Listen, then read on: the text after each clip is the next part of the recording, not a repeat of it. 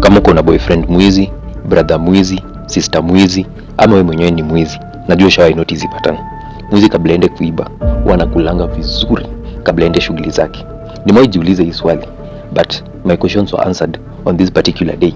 Now, mimi ni comrade hapo KU. Na unajonga tu shida na kutumiwa pesa na wazazi.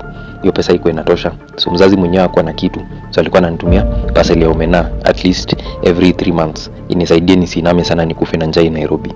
So on this particular day niliprepare kwenda tao. Mimi mwenyewe nimejikubali, mimi ni kienyeji. Sikuwa najua tao vizuri. So nilikuwa na avoid kwenda huko. Tangu ni join, sasa niko tadia, nimeenda huko almost mara 5 hivi. Na zote zilikuwa tu juu ya kuchukua parcel. So niliprepare nikapanda mat. Na of course kama we ni kama mimi unaombanga tu ushukishwe mali unajua. Mimi mwenyewe hapo CBD nilikuwa najua places 3. Odeon, Archives, Afya Center. Ukinishukisha mali pengine apart from those 3 places, umenipoteza. So nilikuwa naomba kwa mat, hii gari nishukishe tu Odeon, hii gari nishukishe Archives, ama hii gari nishukishe Afya Center. Gari kafika CBD ikanishukisha a different place. Nikajifanya manzee mimi ni mwenyeji wa CBD, sijapotea. Vile watu wameshuka hivyo nikaanza tu kuwafuata. Luckily nikaona hiyo building na tanks juu. Nikajua hiyo ni Odeon. Nikakimbia, at least nikafika place nilikuwa najua. So nikaenda moja mpaka Easy Coach delivery. Nikachukua delivery yangu ya Easy Coach. Omena ilikuwa imefungwa hapo kwa box. Nilikuwa najua hiyo ni stock ya the next 3 months. Hakuna pesa ningetumiwa na mzazi from then. Nikaanza kuteremka polepole Afya Center. Nilikuwa najua ni street path Afya Center, niende Archives, nifike Odeon, nipande nirudi mali nimetoka. So nikatembea. Of course mimi ni kienyeji. Hizo buildings zilikuwa zinanibamba mbaya. Naangalia tu juu. Hizo vitu sijayo na Homa Bay manze. Naangalia juu naona 15 floors, 20 floors wapi. So mimi nikaendelea kutembea na admire hizo buildings kidogo hivi. Nikagonga brother fulani hapo. Alikuwa amevaa suti. Pepa zake zikaanguka. Alikuwa ametoka kutafuta kazi. So nikaona huyu mtu nikaa amejamba na ametafuta kazi siku mzima. So nikamwambia pole, nikaofa kumokota hizo makaratasi. So nikasquat hapo naokota hizo karatasi na zipile up pia naokota hizo ziko side yake. Hiyo time tumesquat hivi. Naona jamaa ametoa tu mkono kwa mfuko. Msali nipulizia unga. Kidogo nimekuwa confused.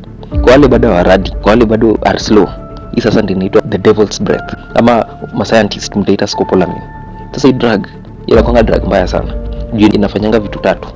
Inafanya ukuwe na rapid compliance. Yaani hata kama utaki unaambiwa tu vitu na unakubali. Ya pili inafanya ukuwe na free will robbery.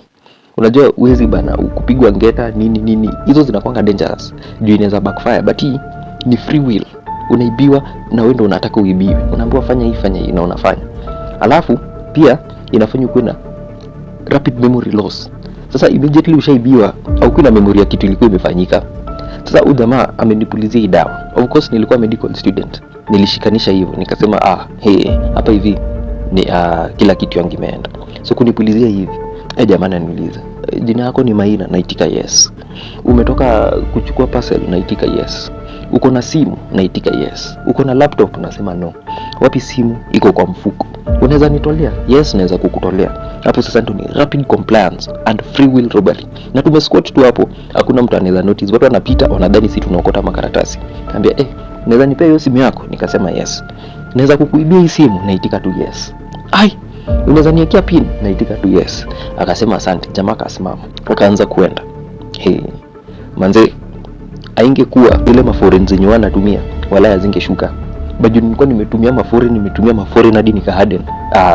Bana scopolamine ilishuka immediately. Hiyo devil's breath ilishuka after kitu ka 5 seconds. Nikageuka hivi before hiyo memory loss. Nikaona huyo jamaa. Nikaanza kumfuata. Sasa mimi hapo na base na shout, "Mwizi." Hakuna mtu anajali hapo CBD. Ikabidi ni scream kadem bana ndo nisaidiwe. Bana nitoa scream moja safi hadi makondakta wakaangalia. Huyo jamaa akapanic, akaanza kukimbia. Watu wakaanza kumfuata bumper na yeye.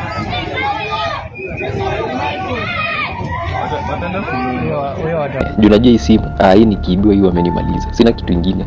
Na mzazi atanipea kaduda nitumie 4 years ndo aweze kununulia simu nyingine. Nikamfuata ndo finally mtu akamtega, jamaa akaanguka. Kuanguka hivyo nikaenda kusearch mfuko mbio wakatoa simu. Nikapewa hiyo simu. Sasa vile nimepewa hiyo simu, mimi nimefurahi. Kumbe wase wenyadi hawajaibiwa, wamejam kunishinda. Wanasema huyu jamaa lazima achomwe. Wewe ni mwizi. Bwana akuje hapa tumweke kwa mtandao. Sasa unajua like kuna wengine wanasema msichome. But utahurumia mwizi until day yenye wewe umeibiwa. Mso ukiibiwa with robbery with violence, ili uibiwe na ukatwe hata na panga. So watu wako wanataka kujoke naye. Wakasema huyu jamaa lazima aende. Huyu jamaa lazima achomwe. Tile inapatikanaga kirahisi kidogo hivi. Unaona tu mtu andudhi amekuja na tile. Ameka hapo kando. Sasa wanatafuta mafuta na wanatafuta kiberiti. Mwizi alikuwa panguzo, uso imefura, anakaa mchingu, anakaa mchina kidogo hivi. Tunaona hii lungi ya mwizi anaiteremsha chini, tunashangaa rada. Mzake kama mkono kwa haga.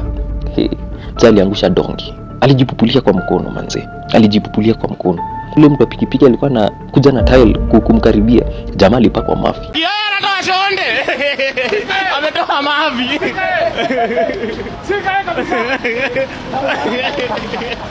Anaanza kukunia. Na mafi ni moto. Hadi watu wakaanza kucheka. Sasa jamaa ameshikilia hiyo mafi. Ukikaribia unapakwa. Si wote tukaanza kusonga nyuma. Mwizi akakuja direction yetu na hiyo mafi. Kila mtu alitoka mbio. Sasa nikaanza kurada. Kumbe hii ndio reason uwezi ukula. Lazima wako na hiyo weapon ya mafi in case wanataka kuchoma. Sasa mimi nimekimbia hapo, nikafika afya center. At least hapo nilikuwa najua. Nikaenda street kidogo, nikafika audio, nikapanda mat, nikaanza kwenda home. Time nalipa. Nashukuru Mungu. Mungu asante. Hii simu ingeenda, mimi sijui hadi ningefanya aje leo. Nikalipa. Time nashuka ndio nakumbuka niliacha parcel au nikifuata mwizi. Sema kuinama. Nitainama 3 months. Uzuri niko na simu. Ilikuwa online na kuinama than kukula naona bundles. Nikasema hapa nimejikubali roho safi. At least nitakuwa na watch World Cup na njaa. Ni mbaya. Like and subscribe for more videos.